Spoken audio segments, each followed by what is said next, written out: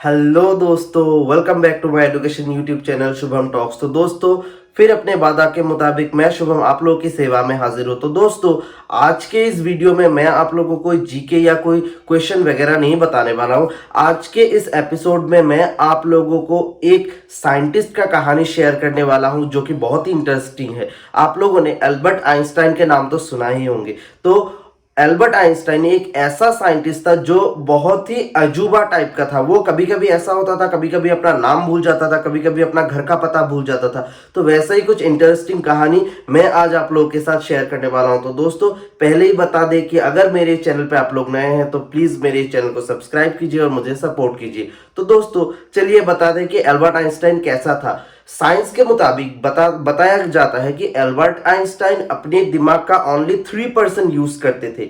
और हम लोगों के अगर जनरल पीपल का बात बताए तो कहीं पे यह डाटा दिया हुआ है कि गर्ल्सों का मतलब फीमेल लोगों का ब्रेन थोड़ा मेल से थोड़ा ज्यादा एक्टिव होता है। और लेकिन मेल का साइज थोड़ा बड़ा होता है, लेकिन फीमेल का एक्टिव ज्यादा होता है। फीमेल ज्यादातर 1.8% समथिंग यूज करते हैं अपने ब्रेन का, और मेल 1.4% यूज करते हैं। ये एक्यूरेट डाटा नहीं है, लेकिन ये बताया जाता है कहीं पे साइंस पे मतलब साइंटिफिक स्टडी पे ये निकला गया था। लेकिन एल्बर्ट आइंस्टाइन अपने दिमाग का ओनली 3% यूज करते थे, लेकिन वो कभी कभी अपना नाम अपना घर का पता भूल जाते। तो चलिए, तीन ऐसा कहानी मैं आप लोगों को बताता हूँ कि कहाँ कहाँ एल्बर्ट आइंस्टाइन ऐसा इंटरेस्टिंग ऐसा रोमांचक घटना एल्बर्ट आइंस्टाइन के साथ हुआ था। एक बार एल्बर्ट आइंस्टाइन जब आपका पूरा पॉपुलर हो गया, वो कहीं पे उनको मीटिंग के लिए बुलाया गया था। तो वो क्या हुआ, वो मीटिंग पे गए। मीटिंग करने के जब मीटिंग हो जाने के बाद वो अपने घर लौट रहे थे, तो क्या हुआ, वो अपना घर का पता भूल गए। तो हालांकि वो कभी भी टांगे या ऑटो वगैरह पे ज्यादा नहीं चढ़ता था, लेकिन एक ऑटो वाले को बुला के उन्होंने क्या किया, अपना मतलब उन्होंने बताया कि मुझे एल्बर्ट आइंस्टाइन के घर जाना है। तो जब वो अपने घर के नजदीक पहुंचे, मतलब ऑटो वाले ने उनको बताया कि चलिए एल्बर्ट आइंस्टाइन का घर पहुंच चुके हैं, अभी आप उतरिए। लेकिन उस ऑटो वाले को एल्बर्ट आइंस्टाइन का चेहरा पता नहीं था। वो जानता था कि एल्बर्ट आइंस्टाइन एक फेमस साइंटिस्ट है, लेकिन उनको उनका चेहरा पता नहीं था। तो क्या हुआ, तभी जब वो उतरने के बाद ऑटो वाले ने उनसे उनसे पूछा कि सर, आप क्या एल्बर्ट आइंस्टाइन सर से मिलने के लिए आए, कोई जरूरी काम से? तो तभी एल्बर्ट आइंस्टाइन ने बताया कि पागल, मैं ही एल्बर्ट आइंस्टाइन हूँ, लेकिन मैं अपना घर का पता भूल गया था। हालांकि मैं ऑटो पे नहीं चढ़ता हूँ, लेकिन मैं अपना घर का पता भूल जाने की वजह से मैं तुम्हारी मदद से मैं अपने घर पे आके पहुंचा हूँ। दूसरा एक कहानी बताते हैं। एक बार एल्बर्ट आइंस्टाइन फेमस होने के बाद फिर वो ट्रेन से कहीं जा रहा था, कहीं मीटिंग पे।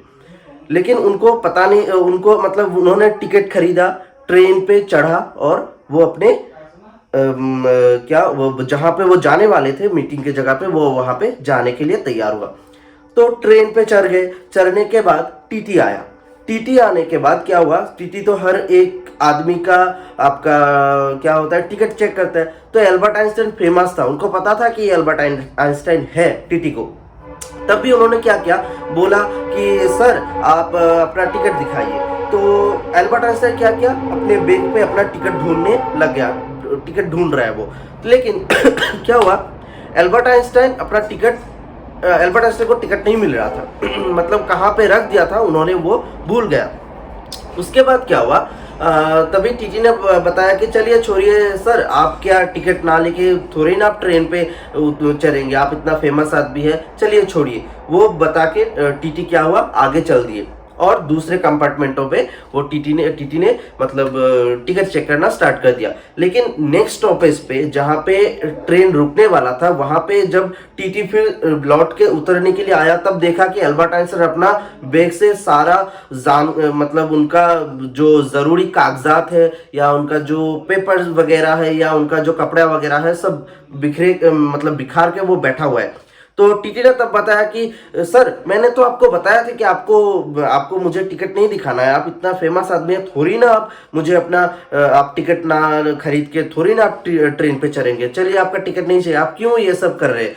तभी अल्बर्ट आइंस्टाइन ने उनको क्या बताया पता है? तभी अल्बर्ट आइंस्टाइन ने उनको बताया कि अगर मैं अपना टिकट ढूंढ के ना निकालूं तो मुझे कैसे पता चलेगा कि मैं कहां पे जा रहा था? ऐसा था एल्बर्ट आइंस्टाइन, जो कि कभी कभी अपना नाम भूल जाते थे, कभी कभी कहाँ जा रहे हैं, कहाँ से आ रहे हैं, कभी कभी अपना घर भूल जाते। और एक बार एक छोटा सा घटना हुआ। एल्बर्ट आइंस्टाइन मतलब उनके घर पे जो काम वाली बाई थी, वो उनके घर पे काम करने के लिए आ गई। तो उस दिन उसके मतलब पेमेंट देने का बात था उस काम वाली बाई को, 1 महीना हो गया था शायद।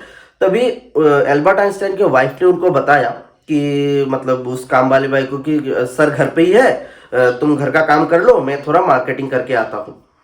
तो क्या हुआ, उस काम वाली बाई ने झटपट से घर का सारा काम कर ली। उसके बाद एल्बर्ट आइंस्टाइन के पास गए और जाके बताया कि सर मेरा तो काम हो गया और मुझे अपना पेमेंट दे दीजिए, मैं दूसरे घर पे मुझे काम है, मैं वहां पे जाने वाला हूँ।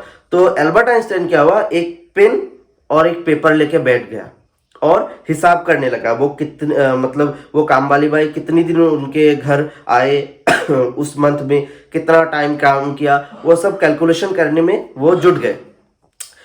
जब उनका वाइफ घर पे आया, मतलब बहुत टाइम पास हो गया, काम वाली बाई वहां पे बैठी हुई है, लेकिन पेमेंट कितना हुआ है टोटल पेमेंट वो एल्बर्ट आइंस्टाइन नहीं निकाल पाया। उसके बाद काम वाली मतलब उनका वाइफ आया, वाइफ आके देखा कि पूरे घर पे कागज, टुकड़ा टुकड़ा कागज बिखरा हुआ है। मतलब एल्बर्ट आइंस्टाइन कैलकुलेशन कर रहे हैं, वो गलत निकल रहे हैं, मतलब उस कागज को मतलब फाड़ के वो फेंक रहे। तो पूरे घर पे कागज बिखरा हुआ है और सामने काम वाली बाई अपने सिर पे हाथ रखे बैठा हुआ है। तो उन्होंने पूछा उनके वाइफ ने कि क्या हुआ।